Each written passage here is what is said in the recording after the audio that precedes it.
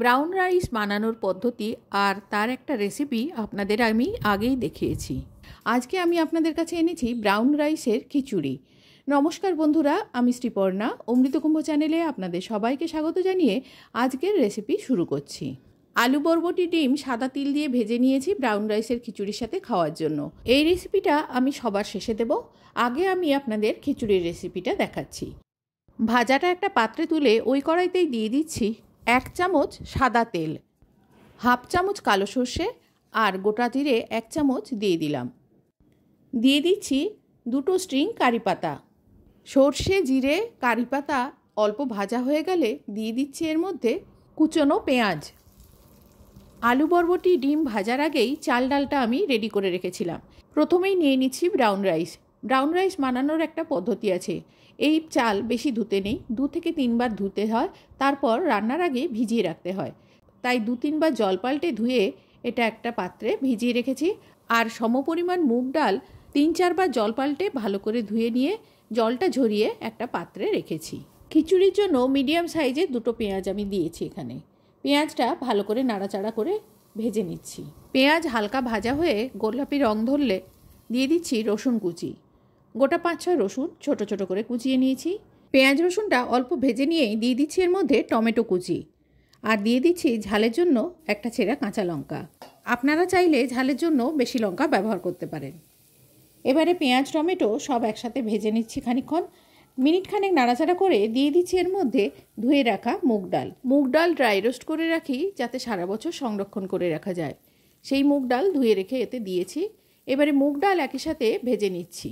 Minute 4-5 নাড়াচাড়া করলে মুগ ডালটা ভাজা হয়ে যাবে। যদিও মুগ ডাল ড্রাই রোস্ট করা আছে, তবে তেলের মধ্যে যদি ডাল ভাজা হয় ডালের স্বাদ আরও বেশি খোলে, খিচুড়ির স্বাদটা তখন অপূর্ব লাগবে।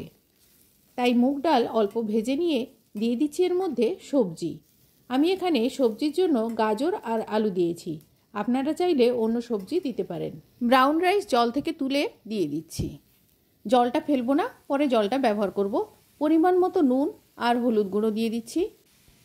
দিয়ে দিলাম জিরে গুঁড়ো, দিচ্ছি ধনে গুঁড়ো।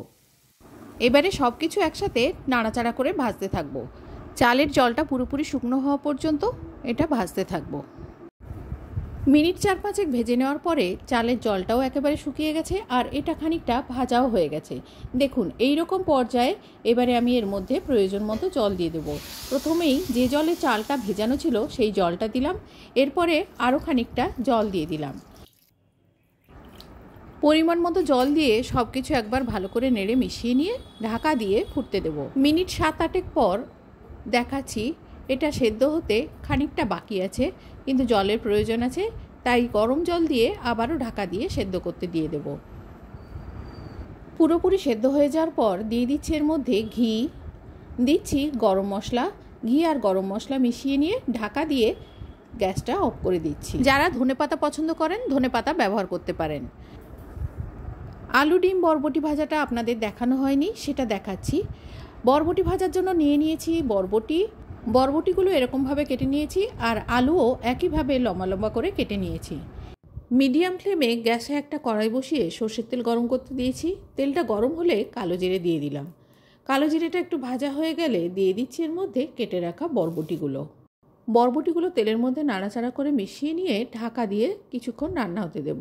মাঝে মাঝে ঢাকা খুলে নাড়াচাড়া করে আবারও ঢাকা দিয়ে রান্না হতে দেব, যতক্ষণ না বরবটির জল শুকিয়ে যায় আর বরবটিটা অল্প ভাজা হয়ে যায়। দেখুন বরবটিটা অল্প ভাজা হয়ে গেছে। এবারে কেটে রাখা আলুগুলো দিয়ে দিলাম। আমি এখানে চন্দ্রমুখী আলু ব্যবহার করেছি, তাই রান্না হতে এটা বেশি সময় লাগে না, আর সেই কারণেই বরবটিটা খানিকটা ভাজা হয়ে যাওয়ার পর তারপরে আমি আলুটা দিলাম। আলুগুলো তেলের সাথে মিশিয়ে নিয়ে দিয়ে দিলাম পরিমাণ মতো নুন, আর দিয়ে দিচ্ছি সামান্য পরিমাণ গুঁড়ো হলুদ। নুন হলুদটা ভালো করে মিশিয়ে নিয়ে ঢাকা দিয়ে দেবো অল্প সময়ের জন্য। 2-1 বার ঢাকা চাপা দিয়ে রান্না করে নিলেই আলু বরবটিটা ভাজা হয়ে যাবে। তখন এটাকে একপাশে সরিয়ে রেখে ফাঁকা জায়গায় দিয়ে দিচ্ছি অল্প পরিমাণ সর্ষের তেল। তেলটা গরম হলে একটা ডিম ভেঙে এর মধ্যে দিয়ে দিলাম। দিয়ে দিচ্ছি সামান্য পরিমাণ নুন। এবারে খুন্তি দিয়ে নাড়াচাড়া করে ডিমটাকে আমি ঝুরি বানিয়ে নেব। ডিমের ঝুরিটা যখন তৈরি হয়ে যাবে তখন কালারের জন্য সামান্য পরিমাণ হলুদ দেব। হলুদটা ডিমের সাথে মিশিয়ে নিয়ে ঝুরি রান্না হয়ে গেলে আলু বরবটি ডিম সব কিছু একসাথে মিশিয়ে ভাজতে থাকবো। মিনিট খানেক নাড়াচাড়া করে ভেজে নিলেই আলু বরবটি ডিমের ঝুড়িটা তৈরি হয়ে যাবে। দেখুন এখানে আলু বরবটি ডিমের ঝুড়িটা একেবারে তৈরি হয়ে গেছে। এবারে শেষ পর্যায়ে দিয়ে দিচ্ছি এর মধ্যে 1 চামচ সাদা তিল। আলু বরবটি ডিমের সাথে সাদা তিলটা নাড়াচাড়া করে ভালো করে মিশিয়ে নিচ্ছি। মিনিট খানেক পরে গ্যাসটা অফ করে এটা একটা বাটিতে ঢেলে পরিবেশন করছি। সহজ আর স্বাস্থ্যকর এই রেসিপিটি কেমন লাগলো কমেন্টে জানাতে ভুলবেন না। আপনারা একবার সবজি ডিম এইভাবে রান্না করে দেখুন, খেতে বেশ ভালোই লাগবে।